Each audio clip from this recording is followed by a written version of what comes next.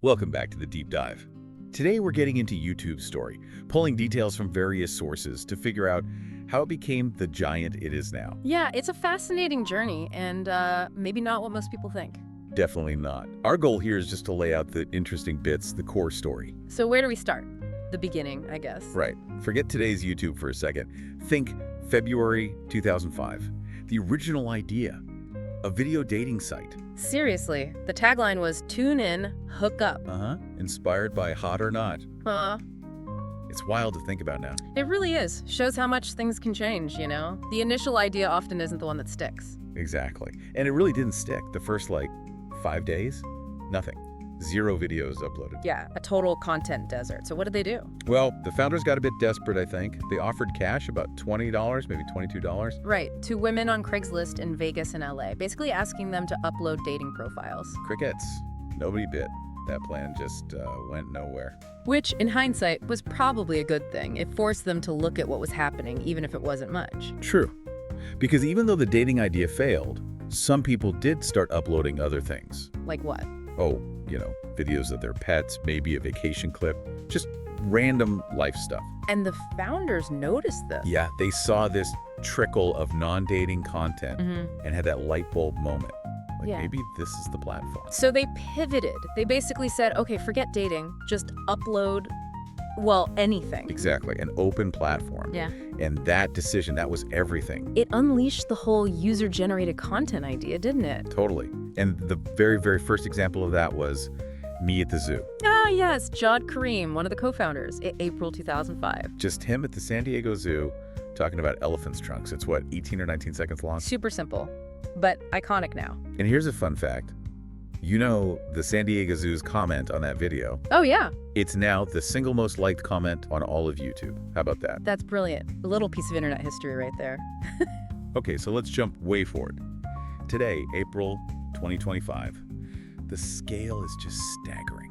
It really is. We're talking, over 1 billion hours of video watched every single day. Every day.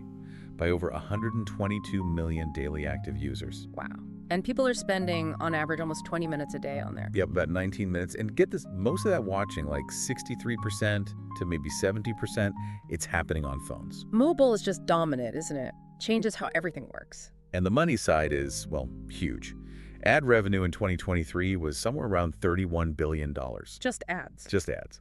But if you look at the total revenue for the year ending, Q3 2024, so including things like YouTube Premium. Which hit over 100 million subscribers early in 2024, right? Exactly. And YouTube TV subscriptions, too. The total topped $50 billion. $50 billion.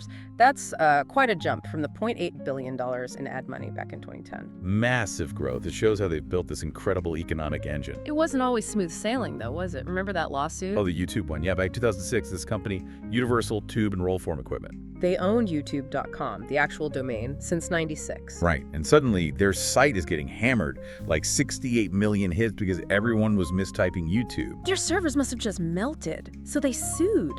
Understandably. They wanted YouTube to stop using the name or pay up. Eventually, they settled. Universal Tube moved to YouTubeOnline.com. A classic internet domain headache.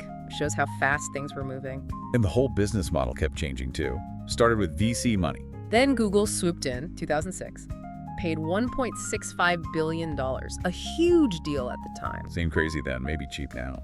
Then came ads around 2006, 2007. Followed by the partner program in 2007, letting creators actually own money. Then channel subscriptions in 2013, paid ad-free options like Music Key, then YouTube Red. Which eventually became YouTube Premium in 2018. Plus YouTube TV in 2017 and even monetizing shorts starting in 2023. They just kept adding layers, diversifying how they and creators make money, adapting constantly. And we haven't even really touched on the cultural stuff, the explosion of growth early on. Viral hits like Charlie Bit My Finger or Evolution of Dance, remember those? Classics. The rise of actual YouTube stars, people building careers there. And expanding into specific areas like YouTube Kids, YouTube Music. And Shorts competing with TikTok. Plus, it's everywhere. Over 100 countries, 80 languages. Baby Shark Dance being the most viewed video tells you something about global reach, I suppose. Indeed. And just think, Hundreds of hours of new video are uploaded every minute. The sheer volume is almost impossible to comprehend. So wrapping this up, it's this incredible journey, isn't it? From a failed dating app Yeah, tune in, hook up. to this absolute global media powerhouse. It's really a story about adapting, seeing where users take you. And the unbelievable power of letting people just create and share their own stuff. Absolutely. So maybe the thought to leave you with is this.